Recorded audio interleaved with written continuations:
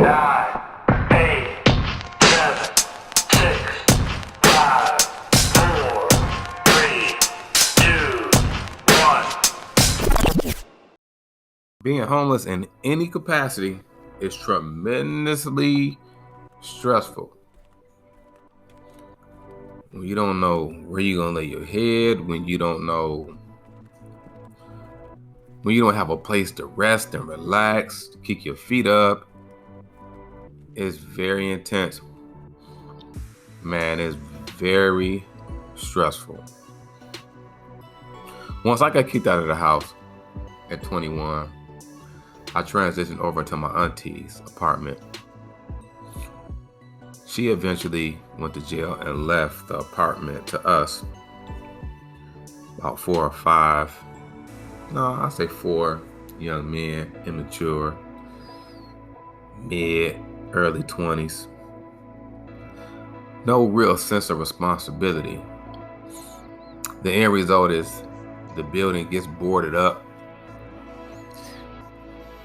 and each person outside of myself had some place to go. We broke into the building and was sleeping in there. I had drugs in there still. But eventually, that building came to an end. And I was just out there. Had a 2-door, cutlass, violet purple, $1,000 in my pocket. Doing my thing on the greenery, but did not have a place to lay my head. Very stressful. My days look like this. Get up early, either go to one of my buddy's house because his mom went to work at about 8:30, or hang out on the block and do what I do. But if I was able to go to his house, that would give me room to rest, change clothes, take a little bit of rest bag up, hit the strip. From there, I will be out all day. Maybe I could cop a rest here and there at somebody else's crib. But for the most part, I would stay out all day till late night, trying to make some money. Sometimes I would go to a hotel just to rest. I remember this one situation where I went to the hotel in the middle of the day and I just checked in. I brought some of my green there, and I remember this guy who seemed real sketchy.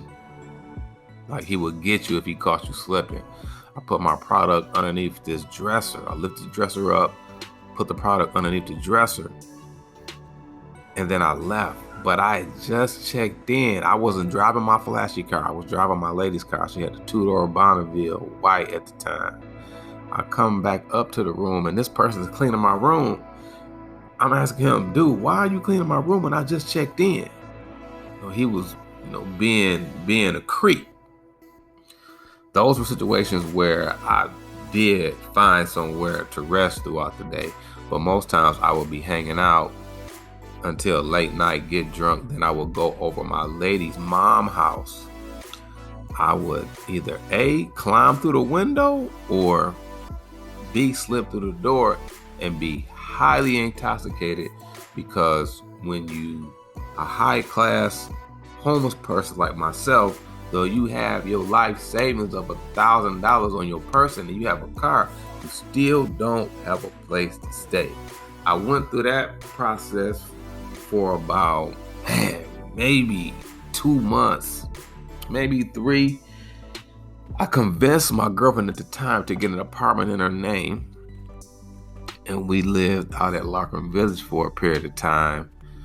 Eventually, she went back home, and I got my first apartment. I don't know how I discovered it, but it was a studio apartment off of Campbell Street on the west side of Joliet.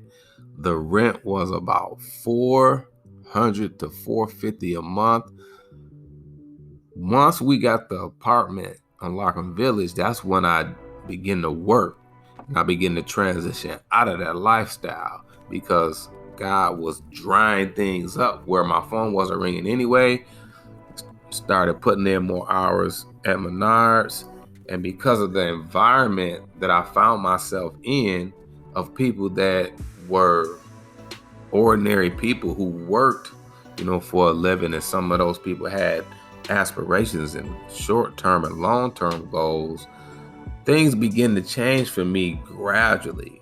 The change never happens just overnight. There's a gradual change, and then all of a sudden you find yourself in a whole nother predicament or a whole nother phase of life. Once I got that apartment, that studio, I still was dipping and diving a bit. Man, I had about 3 cars, y'all. I had a 4-door Oldsmobile with 20s on it. I had a 4-door Bonneville. Then I bought an Aurora, and I had bought some rims for that as well. So I was still doing the most, but that wasn't my, primary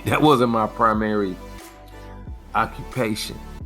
Eventually, I let all that go and I transitioned into a nice, large apartment around the corner from the one, because I knew that I needed more space, and that took me on the journey to go into the real estate field because of just wanting to continue to move forward and wanting to grow.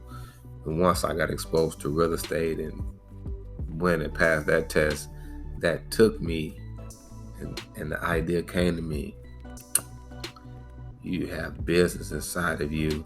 You may not be able to find anybody to mentor you in a business sense for several factors, but it's time for you to go to the next phase. And that took me on a journey to pursue my degree.